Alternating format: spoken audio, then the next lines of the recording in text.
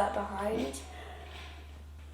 But yeah, I feel like I do have my life in England, but I prefer to live in Italy. But yeah. I would stay here because if I went to Italy, then I would have to get used to going to the schools that I don't know, and then I also have to learn a lot more Italian. I might go to Italy if Brexit gets worse and worse and worse and worse and worse. And also Mum wants to go to Italy too. It's a constant conversation in the family. I'm actually not that convinced that I really want to go back personally. I have very mixed feelings about going home. It's an open conversation whether we will or not, but it's definitely a possibility, and I would like Bianca and Luca to have the opportunity to have that experience for themselves. I never felt a very strong sense of belonging to my home country so that I had to go back. So even the fact that Luca thinks that that's how I feel it is actually a consequence of the referendum, because I moved to this country 20 years ago and I felt perfectly fine as a European here until then.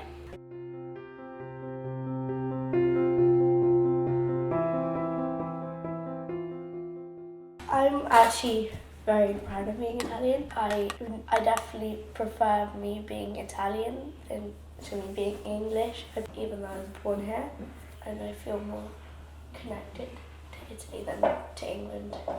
I do feel English because I was born here and I know lots of it and I go to an English school, but I also feel a lot of Italian too because Mum's from Italy and Dad's from Italy and they keep on teaching me Italian sometimes. Since the referendum started, I felt quite sad because it's also quite hard if you live in England but your mum and dad were born in Italy, because then like it's hard because your mum and dad like really want to go back to their home country, but then me and Bianca don't really want to, so Mum finds it a bit hard.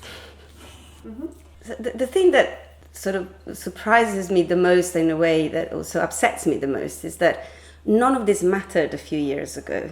It was interesting to hear Bianca say that you feel more Italian than English. There was a moment soon after the referendum where we had the opposite conversation, where you remember, Bianca, where at some point you wanted to be called Grace and wanted to, and really, we're a bit embarrassed about speaking Italian. And the reality is that up until that day, none of that was an issue.